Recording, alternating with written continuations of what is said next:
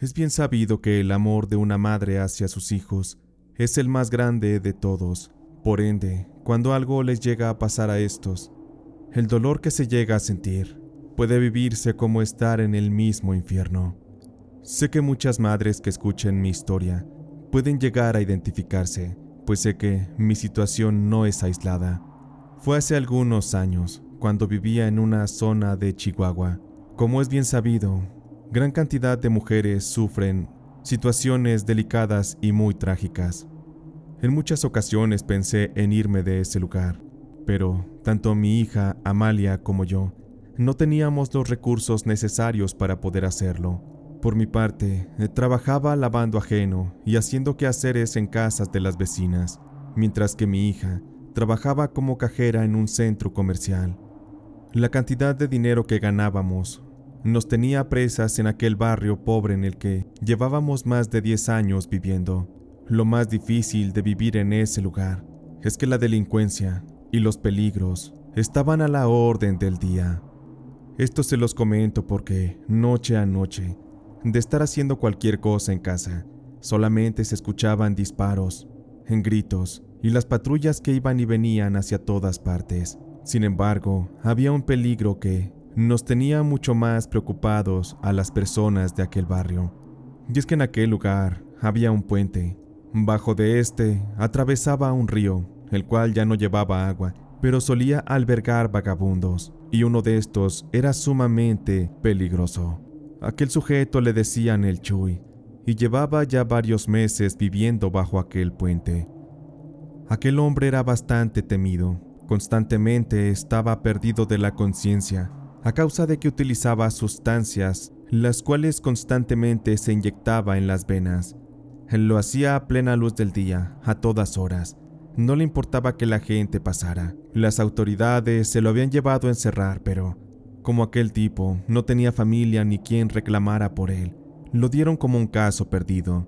No valía la pena invertir tiempo en él. Con el paso de las semanas, aquel sujeto empezó a volverse peligroso. Con cuchillo en mano, empezaba a asaltar a las personas, sobre todo las que transitaban aquella zona por la noche. Era bien sabido que aquellos ataques habían dejado a algunas personas heridas de gravedad, y ante la impotencia de quienes vivíamos ahí, la policía no hacía nada. Es como si la ley no existiera para nosotros. Lo que más me preocupaba de esta situación es que mi hija Amalia a veces salía tarde de trabajar. El supermercado en el que laboraba no estaba para nada cerca de casa. Constantemente rezaba para que por las noches llegara con bien, pero debo hacerles saber que una noche mi hija debió quedarse a trabajar por cuestión de que iban a realizar un inventario. La hora de su salida sería a las 11 de la noche. Aquella no era la primera vez que le tocaba salir tarde, pero en sí, el problema es que aunque la mandaban en taxi, aquellos conductores no querían llevarla hasta la puerta de la casa, pues para llegar hasta la puerta de esta, había que subir por una terracería, la cual representaba un peligro de asalto. Con todo y lo que representaba aquella injusticia, mi hija debía enfrentarse a esa situación. Y aquella noche ya habían pasado más de las 11. Mi hija nomás no llegaba, y lo que más me preocupaba es que al marcarle a su celular, no me respondía. Intenté llamar también a su trabajo, pero no había respuesta. Bajé a la cocina y para tranquilizarme me serví un café. Estaba apenas vaciando el agua caliente sobre la taza, cuando de pronto, a lo lejos, en la calle empecé a escuchar unos gritos. Aquellos eran unos gritos de mujer, y la voz me era bastante conocida. De inmediato, supe que se trataba de mi hija Amalia.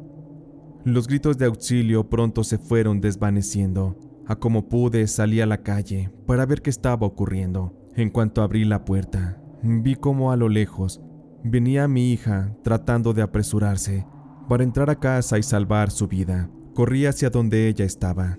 Cuando la tuve frente a mí, la abracé, la tomé del brazo y la llevé corriendo hasta la puerta de la casa. Detrás de nosotras, solamente escuchaba los gritos de aquel tipo. Era el Chuy, quien venía hacia nosotras caminando. Él no podía correr muy rápido. Se decía que años atrás tuvo un accidente, el cual lo dejó físicamente inestable, y también Lo había dejado con graves daños en sus facultades mentales. Dejé a mi hija ahí cerca en la puerta. Rápidamente pude notar que sus prendas estaban completamente ensangrentadas.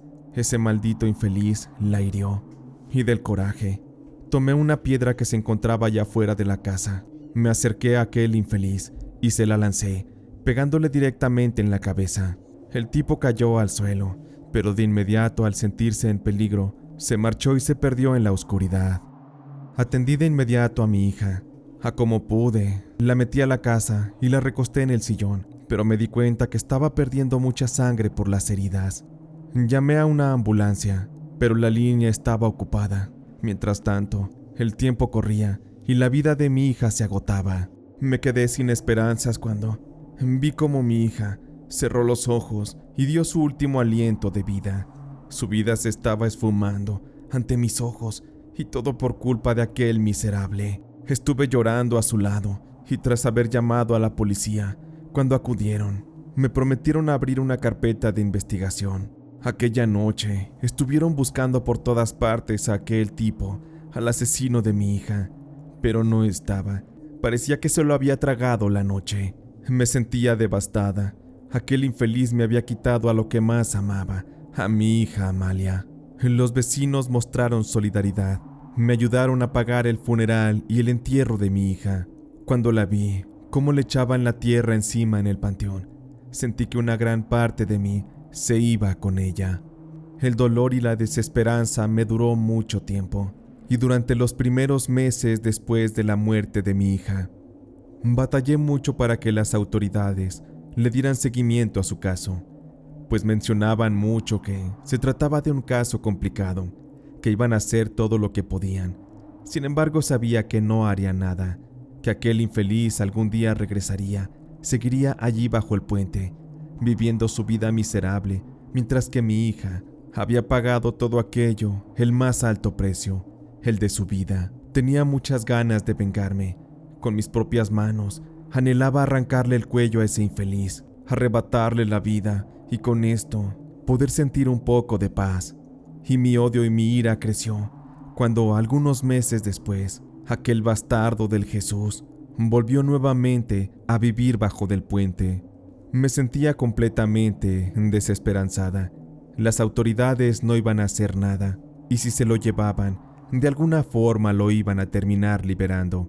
Esto podría complicar las cosas para alguien más y expondría también su vida. La gente de aquel lugar también parece que olvidó el acontecimiento muy rápido, y a pesar de que veían a aquel infeliz abajo del puente y saber de que volvió a asaltar a otras personas, no hacían nada. Todos le tenían miedo.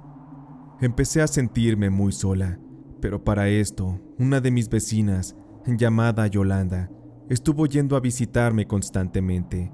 Me hacía compañía. Ella me comprendía a la perfección, porque en el pasado también perdió de manera injusta a uno de sus hijos. Y fue para una noche que Yolanda me vio como no paraba de llorar, pues extrañaba a mi hija y me retorcía del coraje de la injusticia que se estaba viviendo. Esa noche Yolanda me sirvió un platito de frijoles con un atole. Ella, como buena amiga, estaba consintiéndome y me dijo algo que me sorprendió. Hay algo que me gustaría proponerte, Lorenza.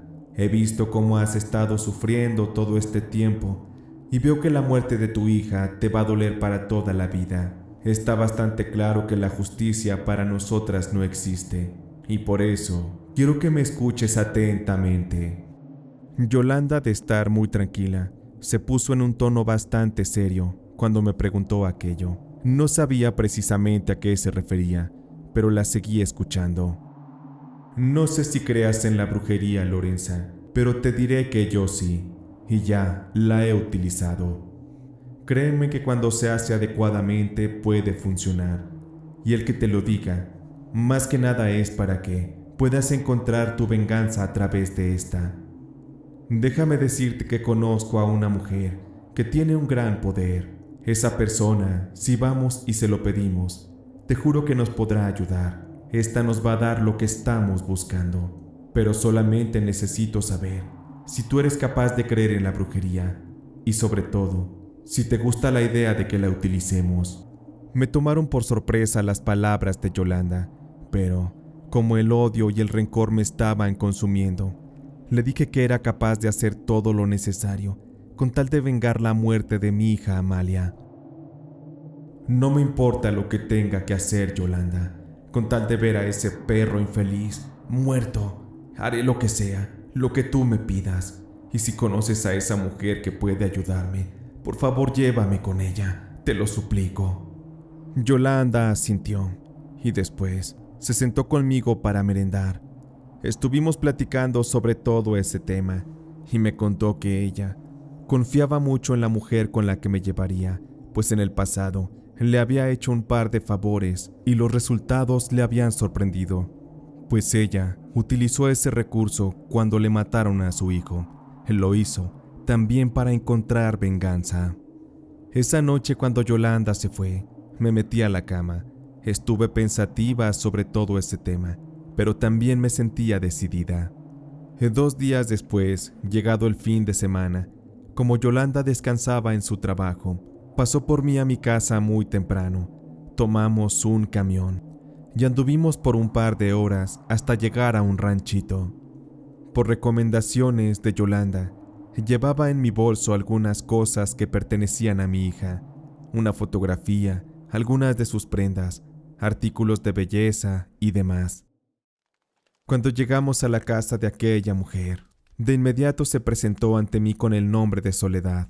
A Yolanda la saludó, pues ya se conocían, y ya estando dentro de su casa, empecé a platicarle la situación y sobre todo, el deseo que tenía de que aquel que le arrebató la vida a mi hija pagara de la peor manera, que sufriera y que viviera el mismo infierno en vida. A ver, señora Lorenza, siéntese aquí conmigo y deme por favor las cosas que se le encargaron. Yo le aseguro que esta injusticia no se va a quedar así nomás. De mí se acordará, que ese perro infeliz va a recibir su merecido y le aseguro que me encargaré de que sufra. Aquella mujer, con su cuerpo cansado, tomó la fotografía y las demás cosas. Después, sobre el suelo de aquel pequeño espacio, empezó a trazar un círculo. Puso las cosas en el centro y alrededor de estas cosas puso algunas veladoras. Después de aquello, la señora, con algunas ramas que parecían ser de pirul, empezó a sacudir todo aquello. Empezaba a rezar en voz baja y cerraba los ojos como tratando de conectarse con el espíritu de mi hija. Tu hija está sufriendo, Lorenza. Ella te ve triste. No quiere que sigas sufriendo. Y debo decirte que ella no apoya tu decisión. No quiere que tomes venganza. Lo único que quiere es que te calmes y que la dejes descansar en paz. Sin embargo, tú debes decirme, ¿quieres que procedamos con esto? Porque eso al final es decisión tuya. Tu hija está aquí, Lorenza. Ha venido y te está escuchando. Por eso, si hablas en voz alta, puedes responderle. Comencé a llorar, porque el aroma en el ambiente empezó a cambiar. Se percibía como a flores, a rosas. Supe que la presencia de Amalia estaba ahí conmigo. Por ello es que le respondí. Perdóname, hija. No sé qué esté pasando conmigo, pero la única manera de encontrar paz es liberándome de este rencor. Necesito ver a ese hombre muerto. No es justo lo que te ha hecho. Por favor, respeta mi decisión. No me juzgues. Es la manera en que quiero que se hagan las cosas. La señora Soledad seguía con los ojos cerrados y murmurando, y de pronto me hizo saber que mi hija se había ido. Antes de hacerlo, la señora Soledad me dijo que mi hija respetaría mi decisión con tal de verme tranquila.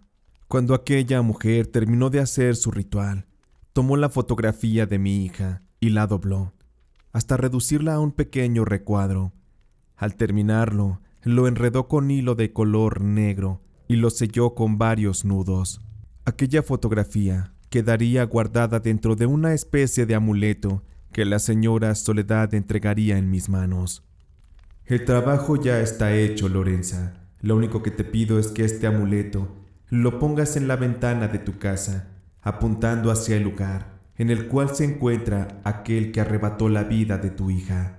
Es importante que lo mantengas ahí. Por nada del mundo lo quites, porque de lo contrario se anulará todo. Te pido que tengas fe. Esto es algo muy serio. Y créeme que si tú crees en esto también, las cosas van a salir a como las pides. Tomé en mis manos aquello. Al tocarlo, sentí la presencia de mi hija, tan viva como siempre. Una extraña paz me invadió, y sentí que el espíritu de Amalia por fin estaba descansando en paz. Asumí con esto que aquella magia negra en contra del infeliz del Jesús iba a funcionar. Había una esperanza que inundaba mi persona, y eso me daba mucha tranquilidad. Agradecimos a Soledad. Le dimos un pago, el cual no quiso aceptar. No me pagues nada, Lorenza. No es lo correcto. Tú no me debes nada. Al contrario, a ti, la vida te debe mucho. Antes de partir, la señora curandera Soledad me entregó también unas hierbas y unas oraciones, en las cuales debía encender y dejar quemar junto al amuleto después de haberlo colocado sobre la ventana. Me fui junto con Yolanda a casa. Regresamos muy cansadas. Sentí como si hubiera dejado toda mi energía en casa de la curandera. Aún con esto, de inmediato, colgué aquel amuleto sobre la ventana de mi habitación. Desde ahí se podía ver a lo lejos el puente aquel, donde aquel maldito atacó a mi hija. Los días siguientes estuve haciendo todo lo que la señora Soledad me indicó. Al pie de la letra, con mucha fe. Estuve en mi corazón deseando que la venganza llegara. Lo hacía con mucha fe y constantemente. Mientras tanto, aquel maldito seguía haciendo lo de siempre. Asaltaba a la gente y se drogaba. Seguía viviendo tranquilamente bajo aquel puente. Admito que fui perdiendo la paciencia, porque pasaban las semanas y también un par de meses, pero nada cambiaba. Todo seguía igual que siempre. Pero, después de aquel tiempo, estaba iniciando la temporada de lluvias, y una de esas noches, estaba empezando a relampaguear.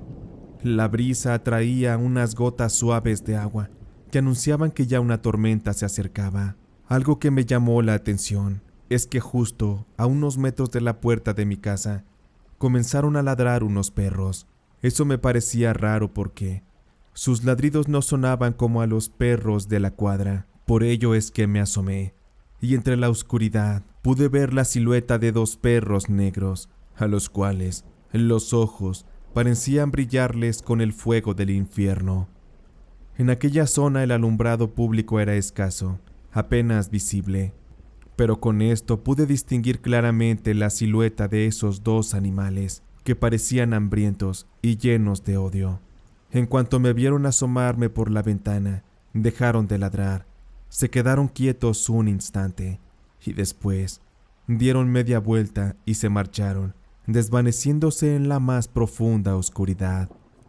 Minutos después, una tormenta muy fuerte azotó aquella zona. Parecía que se había desatado el mismo demonio y que su ira estaba azotando con violencia la tierra. Una extraña sensación, un presentimiento o quizá una intuición, abordaron mi pecho toda esa noche. No podía estar tranquila. Sentía que algo estaba por pasar. Sentía también miedo por la presencia de aquellos perros que horas antes habían estado fuera de mi casa. ¿A qué se debía que aquellos estuvieran ahí? ¿Quién los había enviado? No lo sabía, pero horas más tarde conocería la verdad. Toda aquella noche no pude dormir con tranquilidad.